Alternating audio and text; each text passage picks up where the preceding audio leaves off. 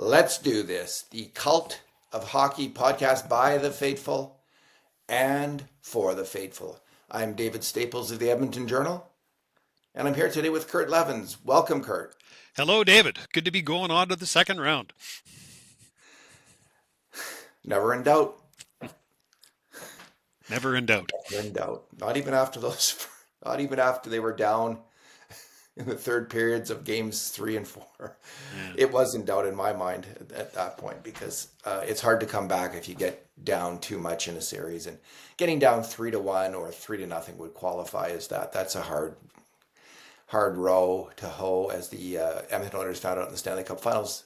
They are against the Vegas Golden Knights again, Kurt. It's fantastic. A rematch of the 2023. I always called the divisional finals, but Bruce would correct me and say they're not really divisions anymore because they have wild card teams that creep in there. So, but this does amount to a divisional final. The two top teams in the Pacific Division are facing off, and Kurt, we're just gonna dig into two reasons each why we think the Oilers will win, and two reasons each why we think the Oilers will lose. And the reason we're evening that out is we both have similar predictions, which is, what's your prediction for the series, Kurt? Oilers in 7.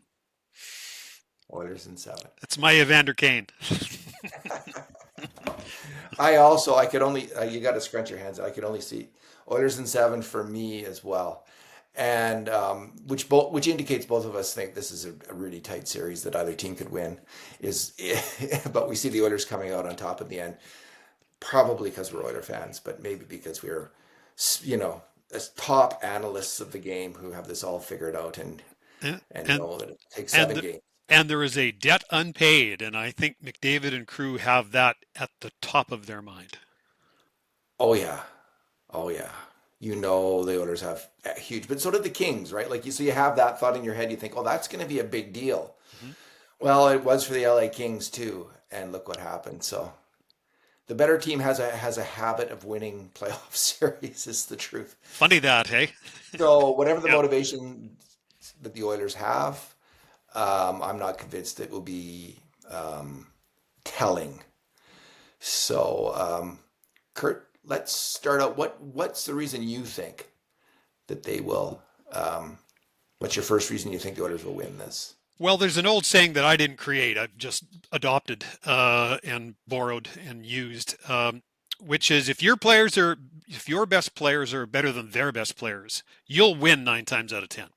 I believe that. I think teams that have supreme skill will win most of the time.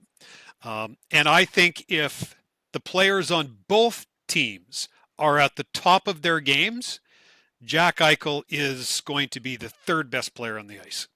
And I got a lot of respect for Jack Eichel. Tremendous hockey player.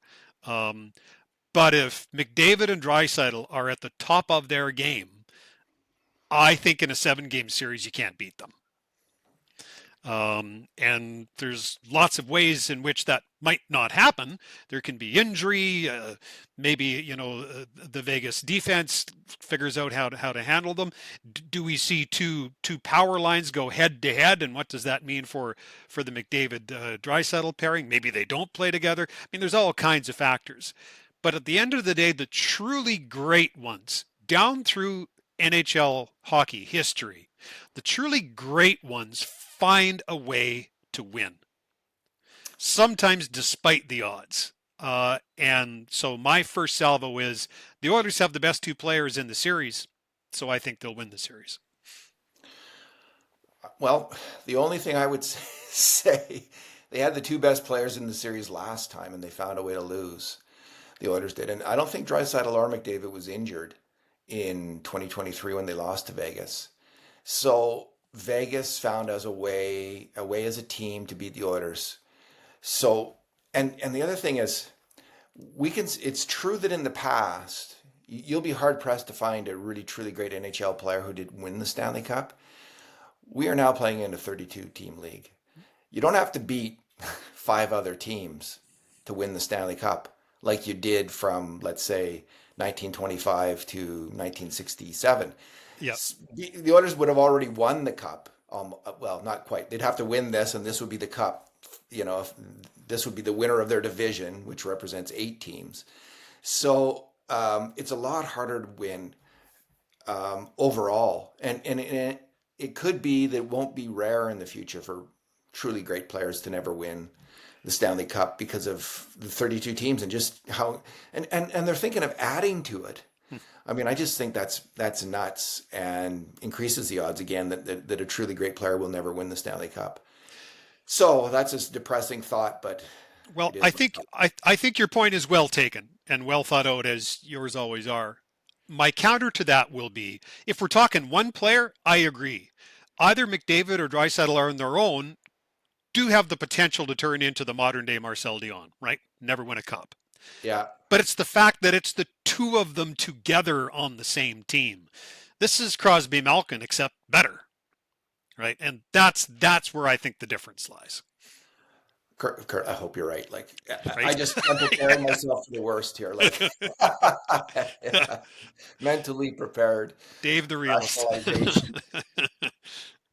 Okay, last time when the Oilers played Vegas, I'm going to suggest that the Oilers lost for one reason mainly, and that was goaltending. Aiden Hill was really good, and Stuart Skinner wasn't. He had a really rough series, and the Oilers didn't trust their backup at the time, Jack Campbell, to go in. They just kept starting Skinner, which I supported because I didn't trust Jack Campbell either. Yeah. So the Vegas Golden Knights had Hill, but they also had this zone defense in front of Aiden Hill, whereas the Oilers were playing man-to-man defense in front of Stuart Skinner. Vegas adopted a strategy of cycling the puck around side, especially low to high in the offensive zone, and then throwing the puck at the net. And then charging the net with as many men as you could and thinking, oh, the Oilers are kind of slack defensively. And we will confuse their man-to-man defense, and we will beat one of their men to the net for the rebound, and that's how we'll win. And that's how they won. That's how they got a lot of goals on Stuart Skinner. Things opened up because the Oilers were discombobulated on defense, playing their man-to-man. And after that, the Oilers, at first grudgingly, and now wholeheartedly, have changed the zone. Vegas always played zone. Yep. And to beat the zone, it's a difficult system to beat, which is why so many NHL teams are going to it. They just clog up the front of the net with great, huge players. And I think the Oilers are better prepared this time to beat the zone. For one thing, McDavid and Draisaitl, they've played the zone now for some time, Yep. and they know what it's all about playing the zone. So they know they can't stick handle necessarily through the zone, which is what they tried to do repeatedly in the last series, and they were unsuccessful. What they have to do is shoot from the outside and go for rebounds, just like Vegas did against the man-to-man. In the zone, everyone doesn't necessarily have a body. There can be gaps. But the thing is, I think this Oilers team is much better prepared to win puck battles in front of the net with the forwards they have this time around. So not only do they have Kane and Hyman, who are both really good net front players, but they've added Trent Frederick, they've added Vasily Podkolzin, and they've added Corey Perry. I'm just trying to think who they've deleted, if they deleted any excellent net front players, and no one's coming to mind. Like Fogle isn't that. He's more of an open ice guy. Ryan McLeod. Was perimeter. Yeah. Yamamoto, I think he was on the team then, was he not? And so this is a huge thing for Edmonton to have some big, strong guys who go to the net. And then to adopt that, I think, as your strategy, put the puck at the net and fight in front of Aiden Hill for that goal. And I think that is what we're going to see a lot of in this series, is not as many pretty plays, but much more along those lines. Well, my second reason why I think they'll win is related to yours, because in terms of personnel, I'm with you 100%. I expect their tactic, though, to be slightly different. Having watched the Minnesota Vegas series, one of the situations where Minnesota gave Vegas trouble was on the forecheck. Yeah. Vegas did not handle the Minnesota forecheck well, particularly early in the series. So I'm not so sure I would be directing shots on net and then going for the net. I think I agree. I wouldn't be trying to stick handle around that big long reach defense. I think I'd be getting pucks deep and forecheck and try to turn pucks over and cycle, um, and and then, as you said, and then go to the net when the puck goes there. So I think I think I'm saying six of yours and a half dozen of mine. I think would add up to a good result. Um, and the other thing I'll throw into that is um, the way Vegas is structured when they are coming through the neutral zone offensively opens them up to counter strikes. They're susceptible to counter strikes the way they break out of their zone and through the neutral zone. While it's a highly effective breakout, and I'll talk about that in a little bit, it also leaves them exposed. And you've got the kind of players like McDavid and Draisaitl, if they can intercept that puck in the neutral zone and head it back in the other direction, they're really going against the flow of the Vegas play through the neutral zone. And so the combination of an effective forecheck with those four heavy hockey players that you mentioned that are now on this roster, plus the ability to counter strike through the neutral zone, I think will give Edmonton the overall edge on offense. Um, and I think ultimately it's going to be the team that scores the most goals wins. I don't expect a 6-5 series in like 6-5 a game, but I don't think it'll be 2-1 either. I think we'll likely see 4-3 and 5-4 games. Yeah, I didn't watch that series, but I have been listening about it from actually Vegas commentators. And the other reason I think the Oilers will win, it's related to yours, is Alex Pietrangelo is playing injured right now. He's 35. He was pretty banged up in that series apparently. Like we know he missed the Four Nations tournament Yeah. already, and it's kind of like it sounds like a.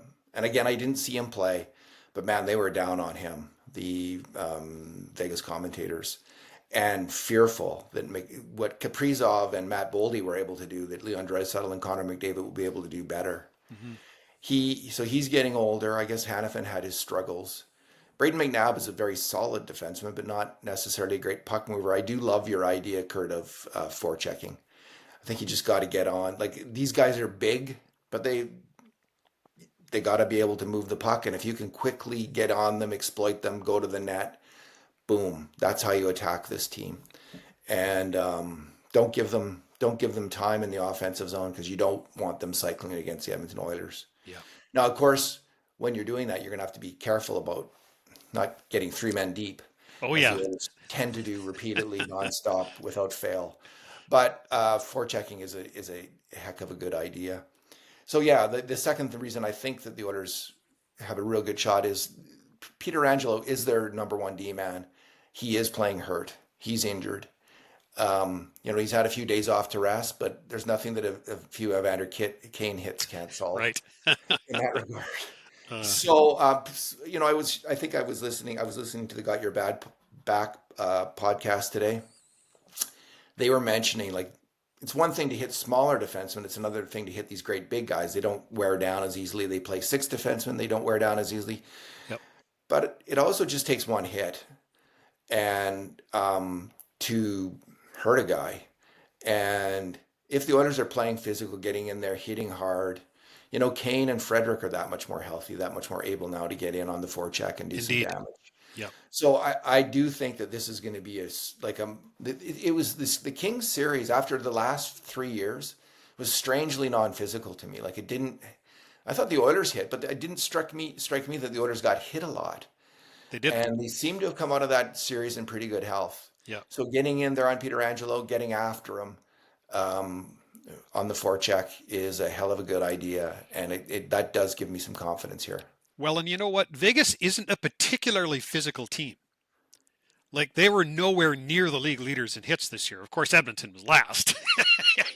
you know, but that switched in the playoffs, right? I mean, Zach Hyman is the personification of that. It's like he flipped a switch and all of a sudden he's getting 5, 6, 7 hits a game. You also, by the way, you mentioned injuries, and your point is well taken.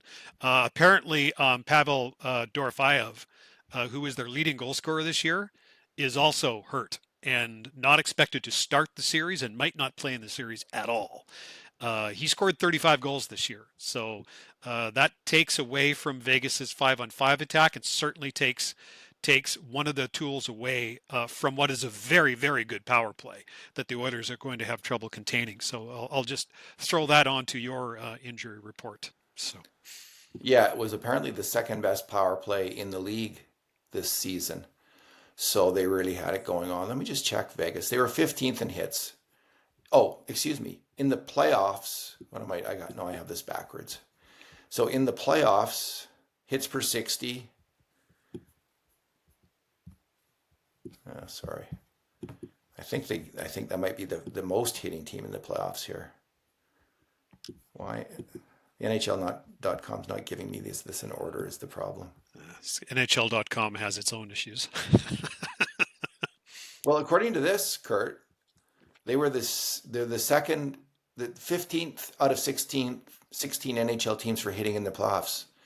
30.1 hits per game, whereas the Oilers were sixth at 38.4 against the Kings. Yeah, I'm referring to the regular season, of course, where Playoff. yeah, and they aren't a particularly physical team. So Yeah, physical teams give the Oilers trouble. That's interesting that both Dallas and Vegas have not been. Dallas wasn't last year either, and they're still a hell of a team, and so is Vegas. yep. They're such a great. They really are. I mean, we're pointing out reasons why we think the Oilers can win. Vegas is a really good team. Yeah, when you get to the grade eight, you know, the final eight, there isn't a bad team now. They're all various degrees of good, right? So I have to say, I was listening to a lot of commentators today, Kurt. Steve Valaket on the Kipper and Bourne podcast. He's a former NHL goalie who's now an expert in goalie analytics. And to the Vegas podcast, and man, they do not have a lot of faith in Calvin Pickard, which is interesting. Calvin Pickard had to let in an iffy goal in Game 6, but then he made 7 straight saves on grade A shots, and that was crucial to the Oilers winning that game. And he was pretty good in that series. His save percentage is the league average right now for the playoffs, which is about .893. So it's not like he's standing out as terrible. He was league average, and if the Oilers get league average goaltending, that's not bad for the Oilers. Let's move on, Kurt, to the reasons the Oilers might lose this series. What has you concerned? well, you mentioned the goaltending, and that does have me concerned Okay. because the guy who went into the playoffs as their number one played 2 games, got yanked, and hasn't seen the ice since, and probably isn't likely to soon. Um, and so look, that's an issue, and I wrote about it in my 9 Things article on Sunday. The thing about Calvin Pickard, one, I think he was the Oilers MVP of that series. I don't think they win it without him. And he's the only NHL goaltender in the playoffs who's 4-0. And ask Grant Fuhr what's the most valuable stat for goaltenders, and he'll say wins, right? But look, Calvin Pickard hasn't played this many games since he was with Colorado. Like this is a heavy workload for a guy who's not used to a heavy workload. So I think at some point the Oilers are going to have to use both of their goaltenders in this series. And given that Stuart Skinner had a rough start to the last series, you kind of don't know what to expect if they have to go to him. So I think to say that that's not a concern, you'd have to ask what kind of Oilers colored glasses I'm wearing, right? You know, I think it's fair to say as good as Pickard was in that series and made big saves when Stuart Skinner didn't in his 2 starts. I still think if you go into a second round Stanley Cup playoff series with your backup goaltender as your starter, you're not starting from ahead, right?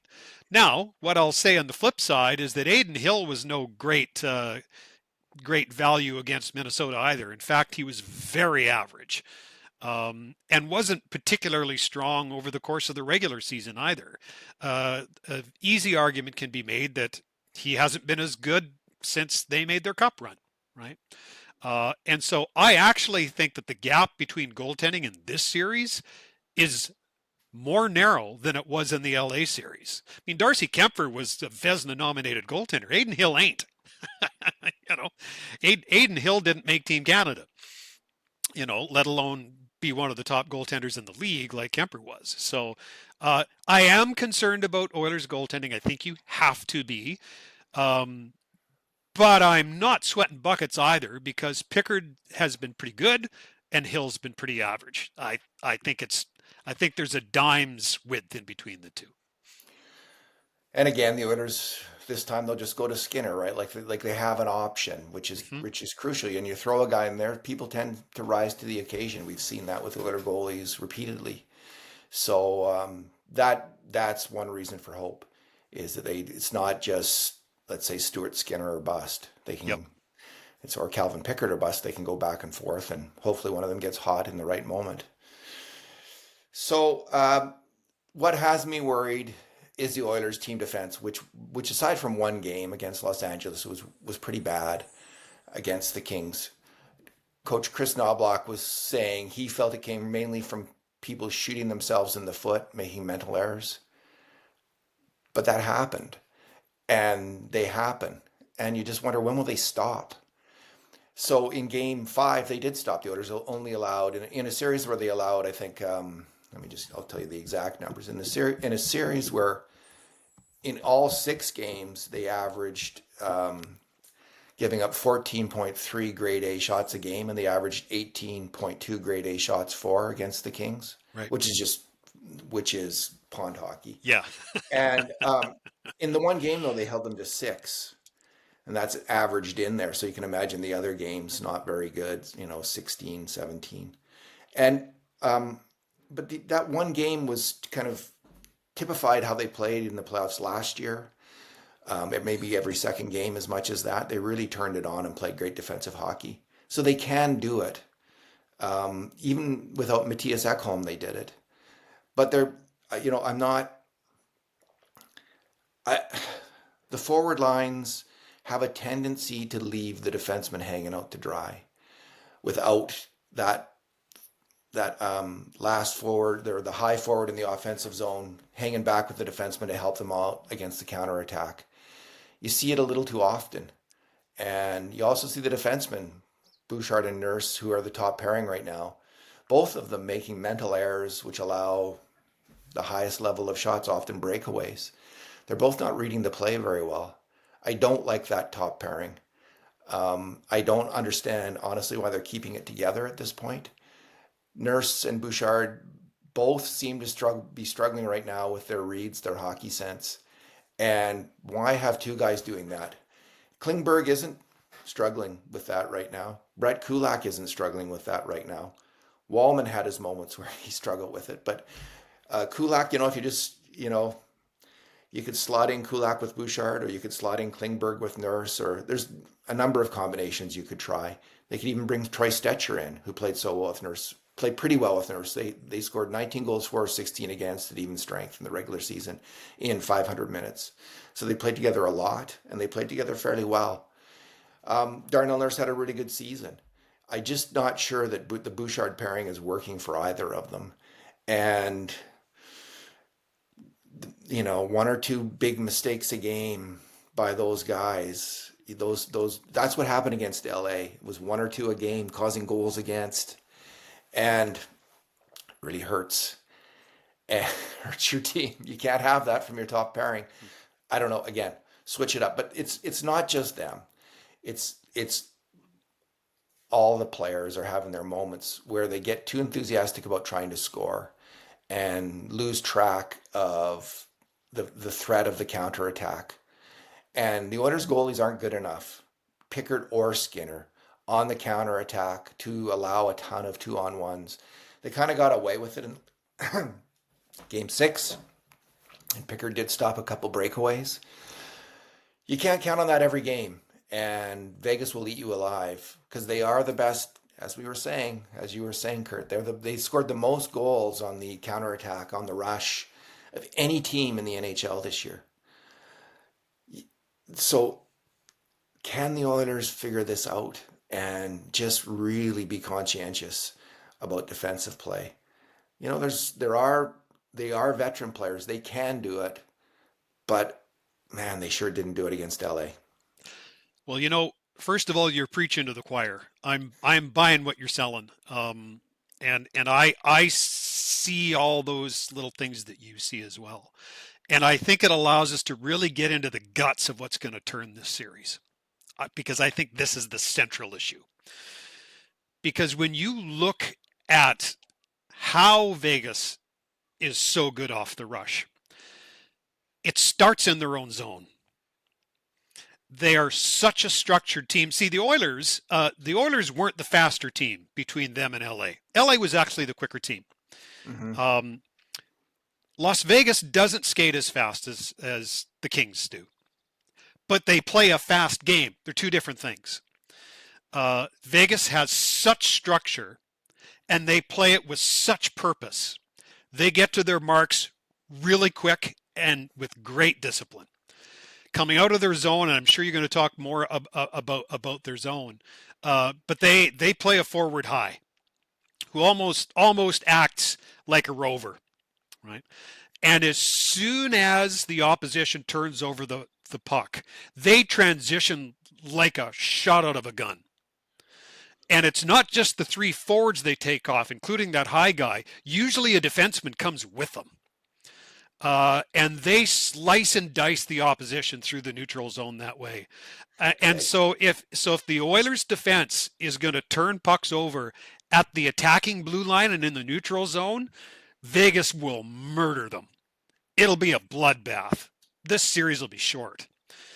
The Oilers have to recognize that that is the way that Vegas is going to play, and they have to deal with that effectively, or they don't have a chance.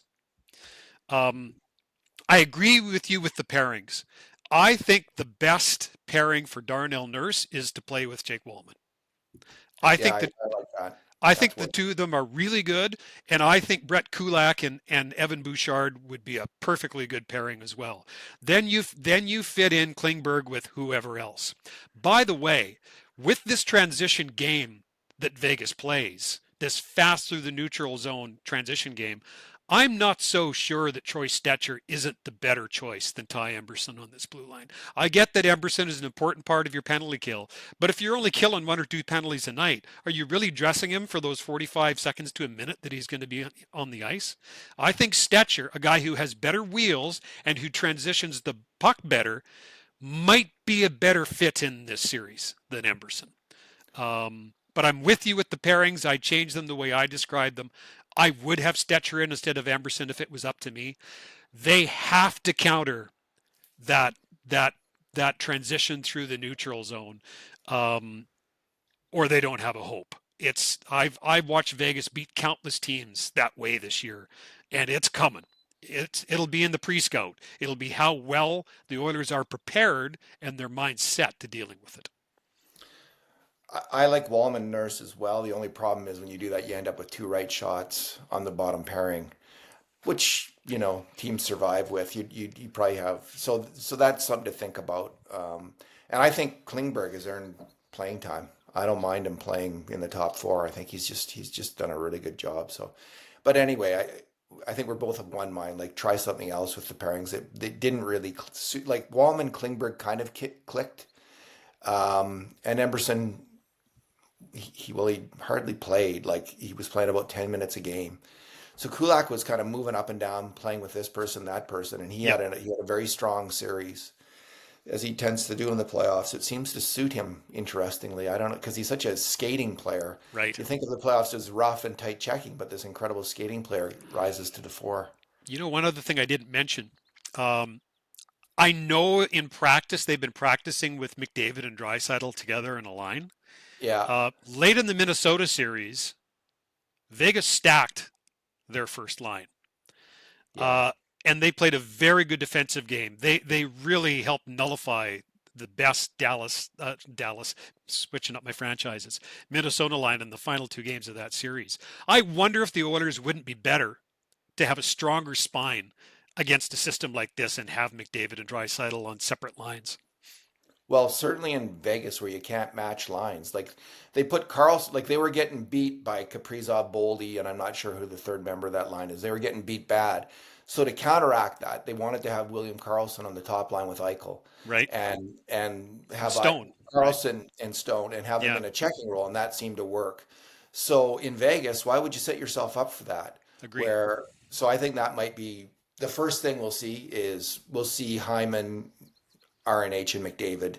Maybe we'll see Draisaitl with Arvidsson and Podkolzin, or with Arvidsson and Kane. Yeah, I'd keep Kane in the top six, but I hear I you. think Yep. we'll see Kane in the top six. Yeah. Kane's one of the guys. I mean, when talking about defensively, he's one of the guys who doesn't always get the puck in deep. Who turnovers at the offensive blue line. There's a whole host of them who do that. So Yep. Yep. anyway, and this is what Vegas doesn't do. And there was a very interesting interview with Nicholas Hague, who was a big part of the overtime winning goal in Game 6 against the Wild. He pinched down the wall, put the puck behind the net. It was punched out to the slot, and the Vegas player scored. Um, so, and they were asking Hague about the pinch down the wall, and he essentially said, I won't quote him directly, but he essentially said, "Listen." The guy asked him, Darren Millard asked him, why did you take such a risky play pinching down the wall? You could have lost that. And Heck says, you know what? It wasn't a risky play, not on this team. On this team, I know guys fill in for me. They cover for me. And that's the way we play hockey. I know I can make that pinch and someone's going to be there to cover for me every single time. So Vegas defensemen know that. They have that support. Oilers defensemen, they cannot count on that support. They do not know that. It is a question mark whether a forward is going to be on the ball enough in that moment to do his job and cover for the defenseman. And it's, to me, shocking after all these years and runs at the Cup that there's still these issues. But it just comes with a team which is really offensive minded and players who grow up with the puck on their stick. It takes a long time to really get in that defense first, to really, like, not just to say it and to think about it and to practice it, but just like to have it as your mantra and just live it on the ice, defense first. And the Oilers can win the Cup this year if they play defense with discipline. They have to. I don't know. Do they have to be the best defensive team? That's a bit much to ask because they are such a great offensive team. But they have to be. They have to bring their best defensive game, which we've seen. I'll put it that way. And kind of like the goaltending, right? yeah, If they get an average defensive game with average goaltending, these guys will probably win. I think they have to be a bit better than average on defense Fair. because it is so hard to score goals in the NHL now, and so and it was just so frustrating in that series against LA to see them not just continually making defensive mistakes after because they cranked it up last season. Now maybe they're ready to do that. Maybe Game 5 was an indication, and then Game 6 they for whatever reason they were nervous and had a step back. But they've got to bring that strong defensive game against Vegas. And I think they know this, Kurt, because they got beat because of defense last time against Vegas. Their defense was crappy and undisciplined, and the system was maybe not the best. And Vegas's defense was disciplined and smart. And that's why, even though the Oilers were a better team last time, they lost. Well, the two keys to good defense, right, are process and consistency. If you have good process and you do it all the time. And I might argue that going into the playoffs, the Oilers hadn't been together as a unit long enough to be consistent defensively. I Fair think for the enough. most part, their defensive process is actually pretty sound. I totally agree with you that the execution has been poor most of the time. Uh, but this team emerged from that LA series relatively healthy. And I like the consistency that Coffey and Knobloch have maintained with the lines and the pairings. And I think that will lend itself to better defense. Will they be the better defensive team in the series? Like you, I doubt that. But they need to be good enough. And I know that's setting the bar low, but I think we're being realistic here. They can't be beat on those goals where it's something out of nothing, like where it's a nothing play, no real danger in your own zone, and you give the Yep. puck away.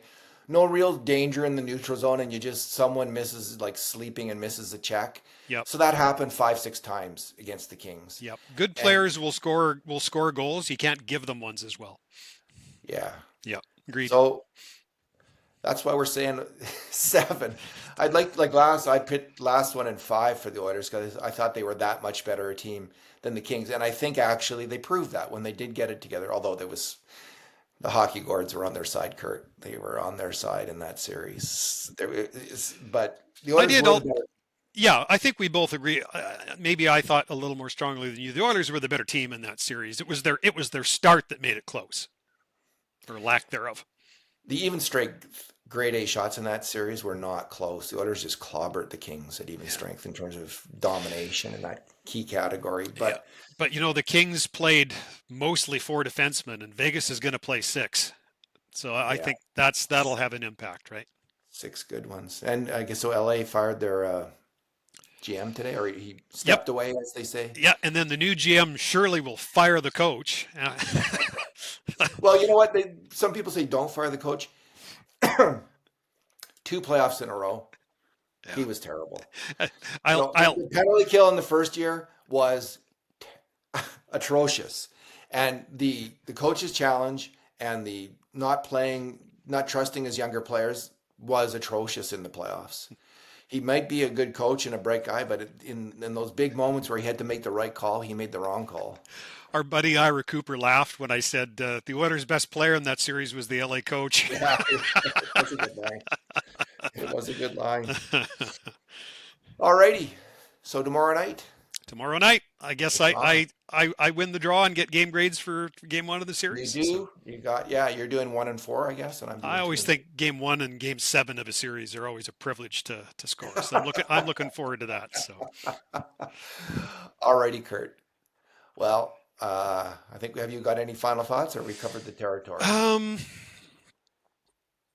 we didn't tee this up in advance, but here's a fun one. Um, Pick one Oilers player who you think is the dark horse who will make a difference in the series that takes them over the top. Well, I've been really impressed with John Klingberg throughout the LA series. I think he filled in. He's a much different player than Matthias Ekholm, and he doesn't kill penalties, so he can't fill in there. But at even strength, every bit as effective a hockey player as Matthias Ekholm against the Kings. And if he can do that against a bigger, tougher team in Vegas, that'll be huge for the Oilers. To have him step up and accomplish that would be a massive accomplishment. He's just like unexpected and delightful. That's what he was against the Kings. I expect he'll be the same against Vegas unless he gets hurt because to me he's moving well. He's not that old. He says he's like before he got hit by a shot, he said he felt better than he's ever felt since he was a teenager because the pain's gone. John Klingberg. What about you? That's a great choice, by the way. I easily could have taken Klingberg. I'm going to take Connor Brown. Um, I think Vegas has 4 lines, but I think there is a gap between lines 1 and 2 and lines 3 and 4. And I think the Oilers' third line has a chance to get some decent matchups here. And with his speed through the neutral zone, when those opportunities to counterstrike present themselves, a guy like Connor Brown streaking through the neutral zone, I think can make a difference. I thought his series against LA is some of the best hockey he's played as an Oiler. And so he's my dark horse going into the Vegas series. Yeah, that line with Henrique. I mean, Henrique's a good player right in front of the net as well, right? He is, yes. That's where I think the goals are going to be scored, Yep. especially in this series. And Frederick is too. So that's an intriguing line because Brown can kind of carry the mail for those players with the puck. They got Yep. to respect his speed because it's there suddenly, right? Like Yep. the Frederick threat can is get there. in and bang, and Henrique, even though he's not as quick as he used to be, still plays a smart two-way game, which he'll He was need to great. do in this series, right? He and RNH were outstanding against the Kings, Agree. and let's see Yeah. if that continues. So there, that Alrighty, that was fun. Kurt, thanks for talking tonight. Always a pleasure. Thanks, David. And in the meantime, and in between time, and until we meet again, Bruce McCurdy, having a cold one in the hall of our fathers. with the Hockey Gourds. This has been another edition of the Cult of Hockey podcast.